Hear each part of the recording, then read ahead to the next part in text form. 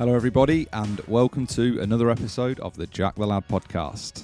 On today's episode we've got on Shane Rogers for part 2, and we previously spoke about his sort of learning about gladiators and the astrology.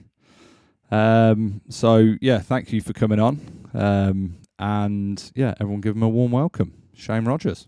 Oh, thank you for having me back for part 2. This part 1 was fun, and just to clarify, I'm not actually into astrology or gladiator. I'm not like a weird person who those are my 2 big hobbies or something. But that was for the podcast that I do with my co-host Duncan, Midnight Facts for Insomniacs. Every week we do a different topic, and so those were 2 things that we had kind of done a deep dive into, and it's fun to get a chance to talk to someone else about them too. So we ended up spending some time on those.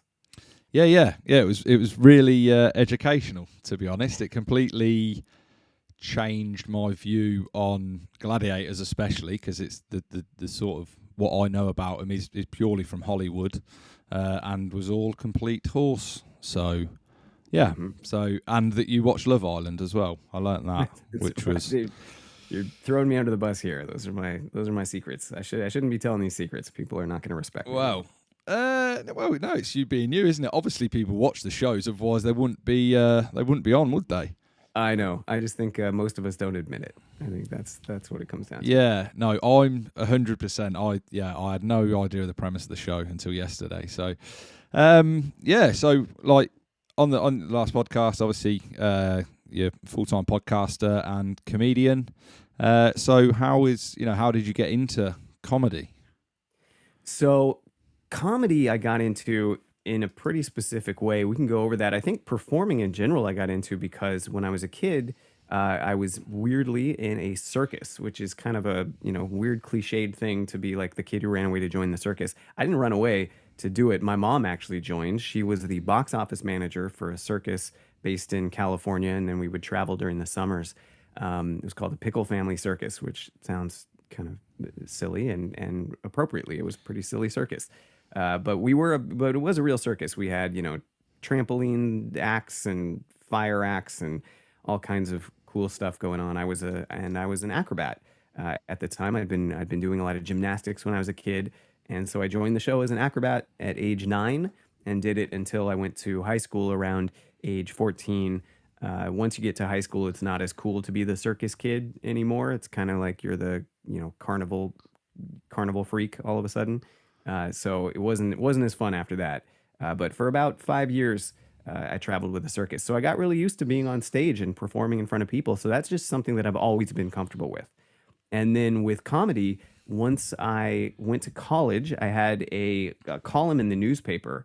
I went to UC Davis, and they have the Aggie newspaper, and every week I had an article, and it was like always humorous, and so I did a lot of writing. I was always sort of working on comedic, bits for the newspaper.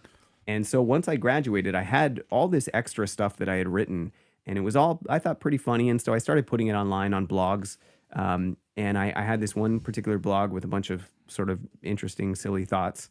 And a woman who worked at the Laugh Factory in Chicago messaged me and said, "Hey, have you ever thought of doing stand-up? I love your website. It's really funny.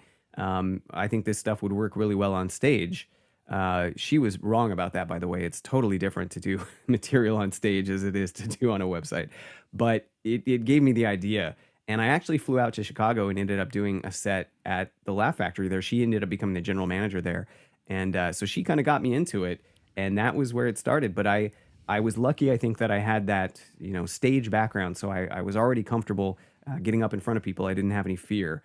And that's a big thing. I think for most people, it's getting over that fear of public speaking and standing in front of people. And I didn't have that. So for me, it was just kind of was a natural progression.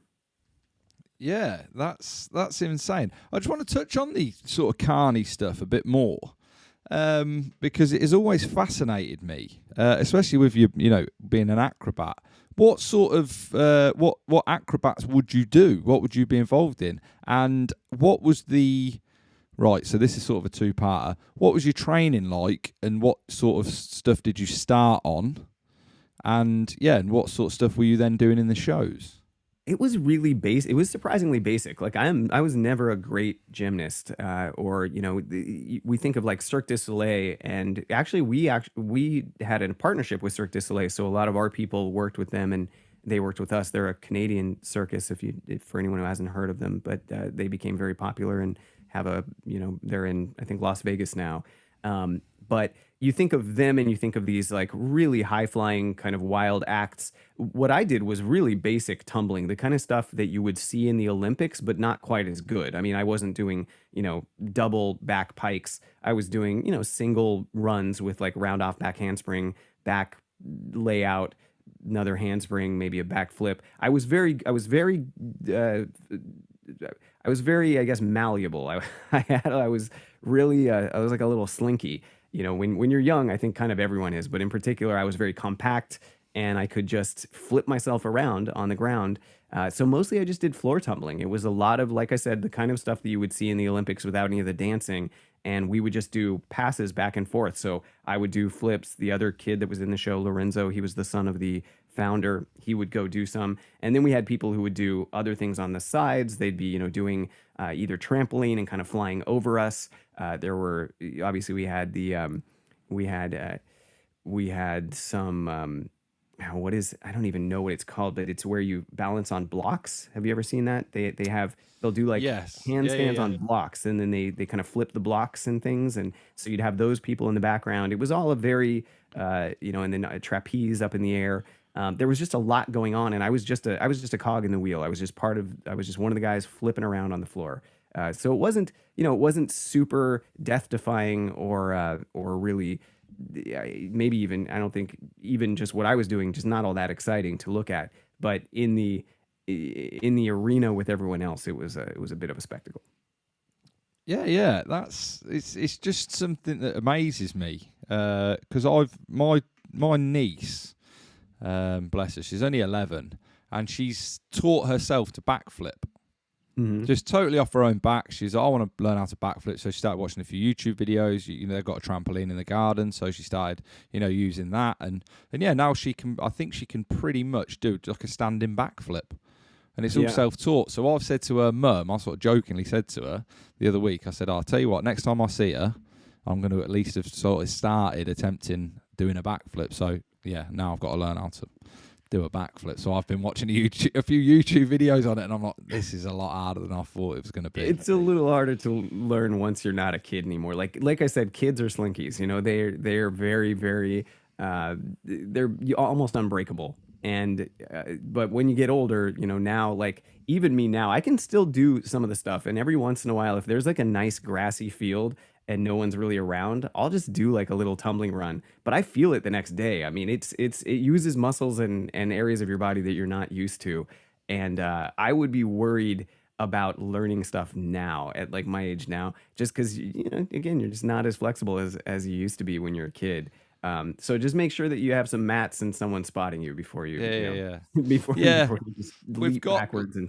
No, yeah, we've got like gymnastics clubs and stuff like that around here. So I'm gonna call in and see if I can just hit someone up to give me some pointers and whatnot, and obviously try and use some of their mats and that, take up some space. But I sort of said it now, so I will do it. I'll have to. And now it's on the podcast, so now you're gonna have to post the evidence. We all I know. So first flip. Yeah, well, I'm not. Actually, we want to see the unsuccessful tries too. That's the more fun part. Like once you land it, everyone can do a backflip, but we want to see you land it on your head a couple times. Yeah, definitely. I know. Yeah, obviously it will be documented. So yeah, no doubt it'll be up on one of my social medias. I'm looking forward to that. Yeah, thanks. And then so you said about obviously it not being the sort of cool thing when you're at school. Yeah. Did it give you any sort of trouble with the ladies?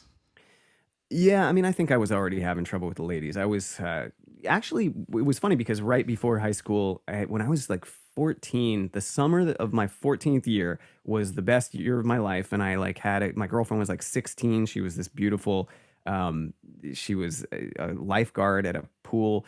And like, I thought going into high school that I was just on track to have like the best high school experience ever. And then I just, you hit that awkward stage, and I really just slammed into like the ugly wall. I mean, all of a sudden I just had like acne and my voice went crazy. I was, it was terrible. And so I don't think that regardless of circus or not, that I was going to be doing very well with the ladies in high school. So it probably for me was more of just like an insecurity thing where once I got to high school, I had enough handicaps. I had enough things going wrong with me that I didn't need another one. I didn't need to also be the guy who travels in a circus every year and does flips. So I decided I was going to focus on other things. I took up the guitar. That worked out pretty well. Once you can play guitar and you play in bands and things, people will overlook whatever the ladies will overlook whatever your other handicaps are. But yeah, the circus had to go at that point. Yeah. So how long between you finishing in the circus and obviously starting at comedy?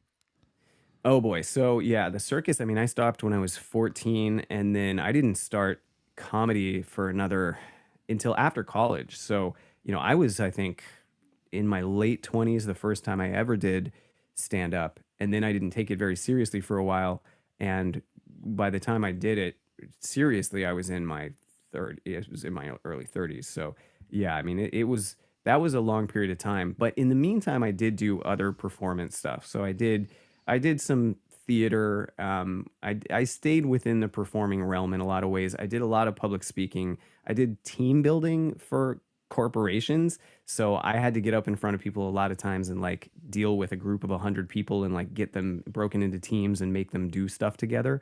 Which actually surprisingly is a lot more like comedy than you would think, because you really have to be entertaining and charismatic on that, in front of a big group of people to keep them engaged and to kind of control the room, because that's what you do with comedy, right? You get on stage and you really have to control that room so that it doesn't get away from you. And team building really lent itself to that. Like, I think I learned a lot before I ever did comedy. I learned a lot from team building about how to stand in front of people and command attention. And so, along with the circus stuff, all of the stage experience that I'd had, all of that kind of really helped me when I was starting out. It was like having a leg up. So I think I had some advantages when I started that other people don't. Yeah, definitely. There's always that sort of edge that certain people have. I remember like there was, there's always the lads at school that do the obscure sports.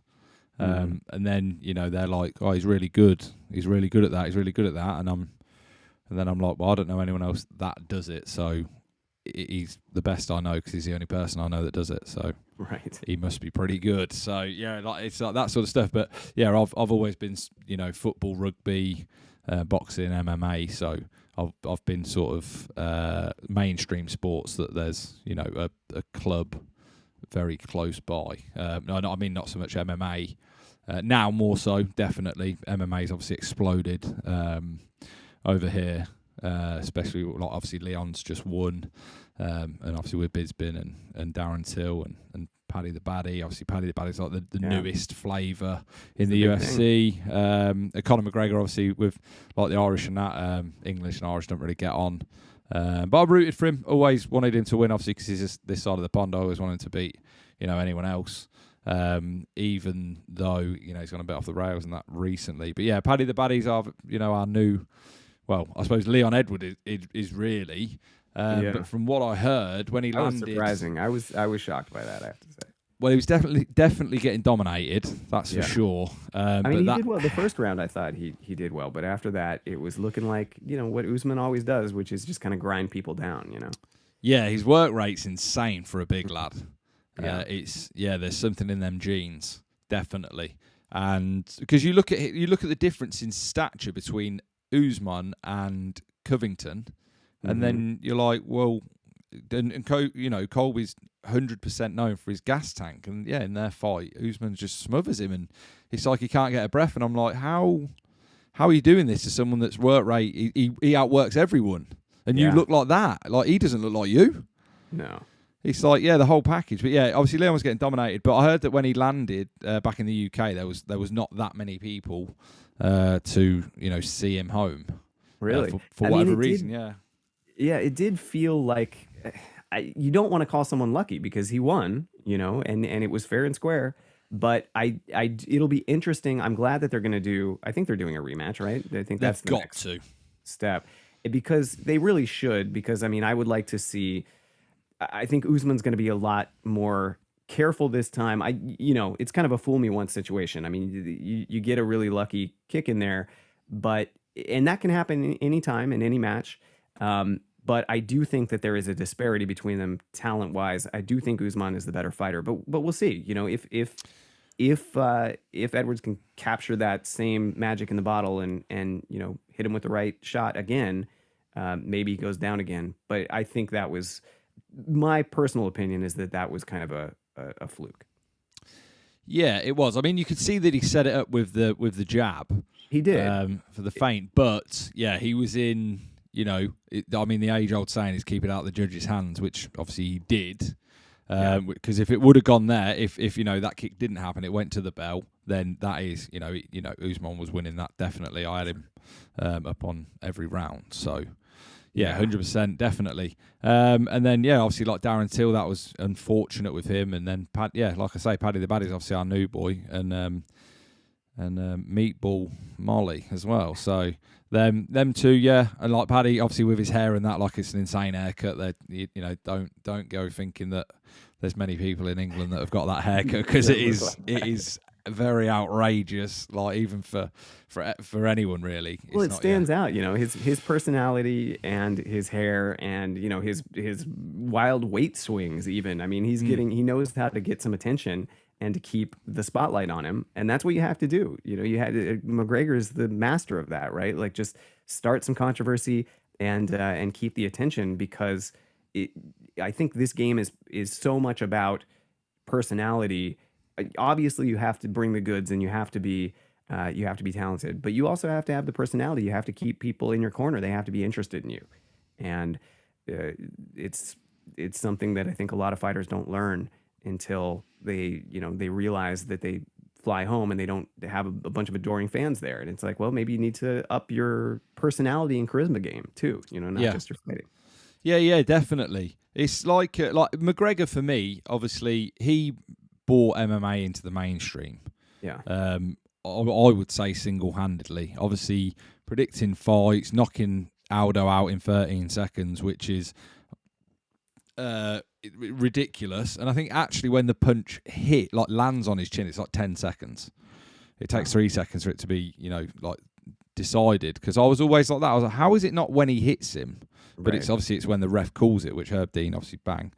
13 seconds, it's like, and that was unreal. And then they showed obviously the side-by-side clip of him practicing that in the backstage, and it was identical. And he was like feints it, drops back, bang, left hook, down you go. And he did it, and it's just like when you're predicting stuff like that, you're bringing it to the forefront. Obviously, he's got his proper 12 whiskey, and all the other bits that he's on. He's just such an ambassador for the sport, good or bad. And I think everyone's got to just sort of take their hat off to him, really. And I think that probably goes to his head a bit, because he is MMA royalty, and he forever will be, because of what he's done for every fighter. Every fighter gets more pay because of him. Yeah. It's as simple as that. That's that's where the buck does stop. And obviously some of his antics, throwing the dolly through the bus windows and all that sort of stuff. But I think that again is just that fame getting to him, and him not knowing what to do, and he's like, right, I've got to create some kind of a scene, and he just takes it too far. I agree. I mean, I think it's going to happen, right? Like even for people who know what they're doing and they're cultivating this personality and this persona, like at some point you're going to go too far, because you have to find the lines, right? And I think that Conor is figuring out where too far is. And I think a lot of people are, maybe Masvidal with like attacking someone in the street is finding out where the line is. You can do things to cultivate this attention and the spotlight, but at some point it's to your detriment and to the detriment of the sport. I think that attacking Covington in a restaurant or something is it's not okay. We've taken it out of, it's no longer because someone like Covington or someone like Conor, they are in some ways playing the heel, right? Like that is an intentional cultivation of they even want the hate a little bit, because Covington definitely does. Yeah. Because hate is better than people ignoring you, right? So, but it is a matter of sort of finding that line. Like Covington is good at keeping it in the ring, and other guys maybe take it too personally or take it out of the ring. Whether you're attacking someone in a restaurant or throwing something through their bus window, you've definitely taken it too far, and we need to scale it back. But I think that's the natural evolution of trying to figure out where those lines are, and Yeah. what's okay to do when you're creating your character. I feel like they really take some cues from American wrestling, like what we call / professional or quote professional wrestling, which is really just theater, but creating that character. And it's been interesting to watch that happen and watch MMA kind of figure out where those lines are. Yeah, and for me, the best three that do that or did that is Chael Sonnen, Yeah. Conor McGregor, and Kobe Covington, because Mhm. all of them, for the most part, I suppose, keep it in the ring. But just some of their clips, their one-liners, how quick they are to, like, someone will say something and they've just got that comeback, and they're just lightning quick when they're on their round robins, doing all the press conferences and all that sort of stuff. They're just rapid, and they're bang, bang, and some of it you're like, well, that can't be rehearsed, because he didn't know that old boy was going to say that, and he's just straight on him, and he's like about the red panty night, and it's all going to be a celebration and all that sort of stuff. And that, like, everyone or anyone that knows anything about MMA has heard that quote. They must have done, because it is everywhere. Right. And it's like with Kobe, like he was Colby, sorry, he was nearly cut from the UFC because he just wasn't entertaining. And he said, "I tell you what, I'll show you entertaining." And then and he's got this persona. But everyone that speaks to him personally, like I'd listen to a lot of podcasts, like American comedians and stuff like that. They're like, when you meet him, couldn't be nicer, couldn't be any different to that persona that you see in the press conferences and stuff. He's just such a nice bloke. Yeah, and I think that's pretty standard. I think that, like I said, it's a character, and they are realizing that they have to be larger than life, and they have to do things that are provocative in order to get that attention.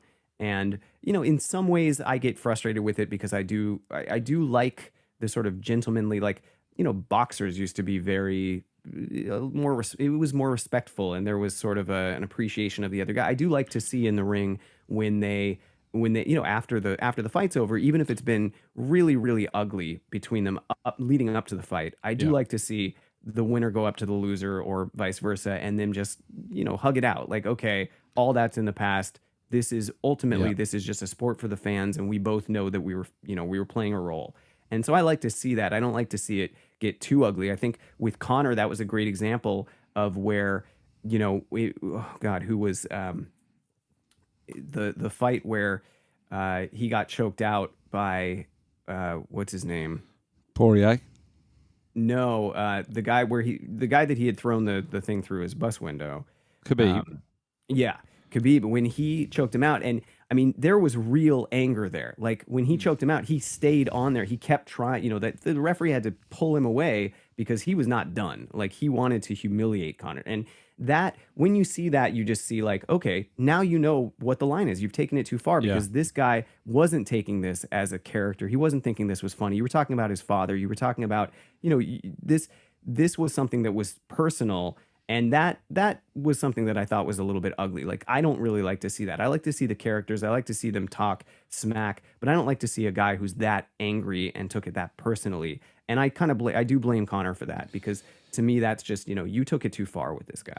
Yeah, 100%. And the problem with it, or if you watch the fight back, I don't know if you've ever watched it again I've since. seen it a couple times. How dominant Khabib was. He could have stopped that fight at any point. There's probably a couple of finishes he could have got a good few minutes before that, but he just wanted to carry on pounding on Conor, and I think he could have done it. Yeah, he wanted to humiliate him 100%, and like he was talking to him like, let's talk now, and what you got to say now, and all the rest of it, while he's hitting him, and you can hear the anger in his voice. You know what I mean, when he's hitting him, and I think he maybe thought the ref might step in.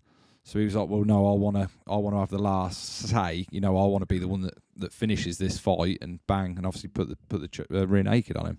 And Yeah. And you could tell in their press conferences that Khabib didn't, this wasn't just funny for him. It wasn't just he was, there were a lot of personal digs in there that just felt like they went too far. And I felt like Connor knew it and he didn't care. And when you're dealing with someone who's undefeated, I mean, still undefeated, you should have a little more respect because I think there was going into it, a lot of people anticipated how that was going to end. And so when you go into a fight that you have a good chance of losing, you should probably be a little more respectful. And so that's where I get a little frustrated with the sport sometimes, with people taking these characters too far and making it a little too much like wrestling, where it's all fake. Because ultimately you're going to have to get in the ring and prove it and back up all of that nonsense. And Connor, I think, should have known that it was going to be a harder fight. He wasn't going to go in there and dominate like he said he was. This is not a guy that you're going to be able to dominate. You're not a wrestler like he is. And so those are the things that I get frustrated with MMA. But I do like and appreciate what Connor has done for the sport. And even Colby. I personally hate Colby's persona. But like you said, I don't think it's real. I think that it's an affect, and I think that he leaves it in the ring, and I respect that. But the guys who take it out of the ring and make it too personal, then I just, that's where I get frustrated with the sport. Yeah, 100%. And we spoke a bit about your comedy career. What's the sort of biggest names that you've performed with, alongside, or opened for, or whatever? Boy, I mean, performing alongside, I've been really lucky but this happens with a lot of comedians. I mean, I have worked with, we were talking about Chris D'Elia, Sarah Silverman, I've opened for Judah Friedlander. Like, there are a lot of comics that are big names that as a comedian, you end up working with because you're in the same circles and the same circuits, right? So the Comedy Store is a great example. In LA, there are probably 3 venues that are the most notable that just everyone goes to. So you have the Laugh Factory and the Comedy Store, kind of the 2 main ones. And so if you're doing regular shows at the Comedy Store, I mean, I've opened for Louis C.K., and that was, he was my idol as a comedian starting out. And those are things that you kind of luck into because you're a comic who happens to go in the same circles. And I haven't reached those levels to where I really even should be on the same stage with those guys, but I've been lucky enough to do that. So that's one of the things about, once you achieve a certain amount of competency with comedy, you just get to work with people who are the cream of the crop.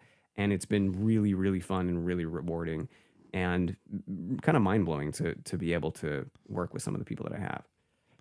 Yeah, it just seems like you are living your dream, really, or you're living mine, at least, doing the podcast full time, 100%. So you mentioned as well before we came on, it was before we came on, that you'd also opened for Mark Normand. Yeah, that was at a little comedy club, actually. Mark is still doing, kind of the circuit. Mark is not really at the level of someone like a Louis. So he's always been a little under the radar, and so he regularly does a venue here called Rooster T. Feathers, which is in Sunnyvale, California, and it's actually my personal favorite club. It's a smaller club, it can fit about 150 people, but it's the perfect venue. It's like low ceilings, everyone's packed together. It's just such and it's great. The ownership is great. Shout out to Heather, who owns that club. It's just amazing. And yeah, I've had the opportunity to open for a lot of people there that are some of my personal favorites. They tend to be on the, not quite as big, but like ready to break through. Mo Amer, who's had a couple Netflix specials now and now has a show on Netflix called Mo. I got to open for him. That was the last show I did before lockdown, actually. And so, yeah, there are a lot of great comics that come through, and I think a lot of them are on the verge of kind of getting big. And I'd love to see Mark Normand get to that level that I think he deserves, because he's well known among comedy circles. Guys like you and me, we know Mark Normand. Even listeners to Rogan or something are going to know Mark Normand. But the average casual comedy fan who just likes comedy, who would maybe know who Sarah Silverman and Bill Burr are, they're probably not going to know who Mark Norman is. Yeah, I think it's such a tragedy because he is so good. Like he's Out so to Lunch out on YouTube. If you haven't seen it, go and watch it, people. If you're watching this and you haven't seen that, you're doing it wrong, because that's like, it's so good. He's so quick. When he first walks out and he's going, right, hello, cleavage, don't be awkward, you bought it. And it's just like bum, bum, bum, and he's just so quick. But like in the green room backstage beforehand then, is he like that? Is he just so off the cuff? Because it's like when he's on Rogan and stuff, like I watched that Protect Our Parks. I think that's one of the best episodes that Rogan does, with Shane Gillis and Ari Shaffir as well. And he's just like, whatever they'll say, he'll say the other definition of it, or he'll just finish a sentence and change it, and he's just so quick. And like he always jokes about that he's got like a touch of the autism, just not the good parts. He talks about none autism. of the bad he parts. talks about his anxiety too, which I really appreciate, because that's something I've dealt with. Anxiety, not related to comedy, or weirdly enough, I don't have anxiety about getting up in front of people, but I have anxiety about other things in life, just generalized anxiety. And he does a lot of, and that's something I appreciate about Mark, is that he does a lot of material about, he's able to kind of frame his own issues in a comedic way, which is hard. I've tried to do some jokes about like having anxiety and stuff, and it hasn't always hit, because I just haven't found a funny angle on it, whereas he's really good at that. He is quick. I don't know that I got to experience much time, talking to him in a really offhand manner. It was mostly like, it was very businesslike there.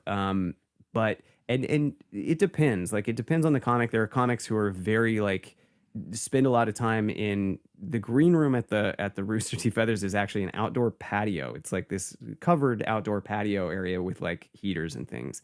And I didn't spend much time back there with him, but when I did, he came across very much like he did on stage. I mean, it's very interesting because he feels to me like everything he says is kind of guarded. Like he's very good at sort of deflecting things, and kind of he always has a little bit of a sarcastic aspect.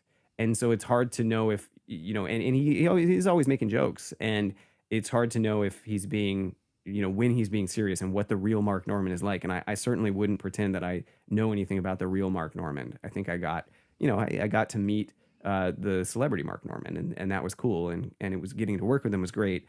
But, unfortunately, I don't think I got anything behind the veil at all with him. Oh, right.